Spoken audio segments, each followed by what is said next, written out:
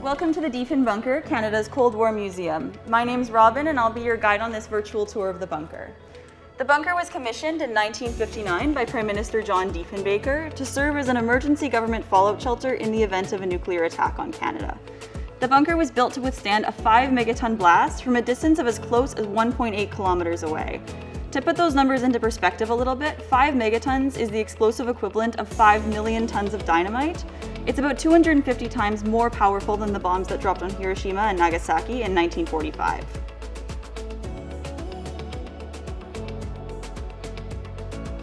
This is the medical center, where officials would have had to stop after decontamination to be checked for signs of radiation poisoning and infectious disease.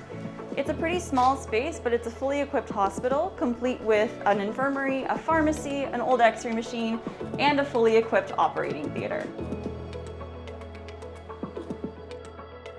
This is the War Cabinet room. This is essentially where the provisional government was going to be run.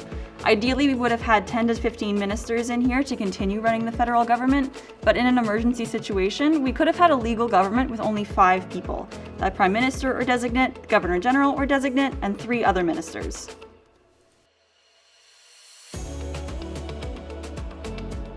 Here in the Federal Warning Center, officials would have been in constant contact with NORAD facilities in North Bay and Colorado Springs and would have decided where that information needed to be relayed.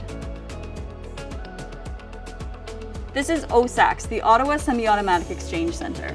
This room was equipped with 2 Burroughs computers, which are responsible for transmitting about 100,000 messages per month, the content of which is still classified. This was the most top-secret room in the bunker.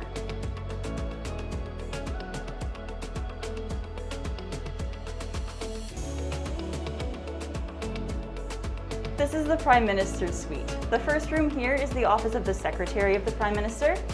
Second, we have the Prime Minister's office, and then their own private bedroom.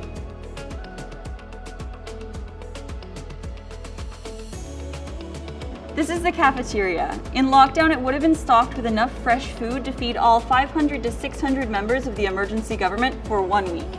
After the first week, they would have been eating military rations for the remaining 23 days of lockdown.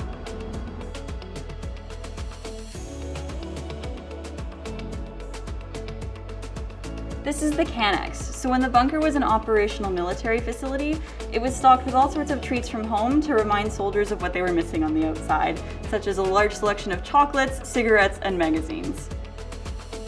Welcome to the Bank of Canada Vault. The vault was constructed to house Canada's Federal Reserve of Gold, which held 800 tons. It was protected by a 13-ton blast door to ensure that Canada's federal reserves were protected in the event of a nuclear attack. Thank you so much for coming on this virtual tour of the Diefenbunker, Canada's Cold War Museum here in Ottawa. We hope to see you walk through the blast doors soon.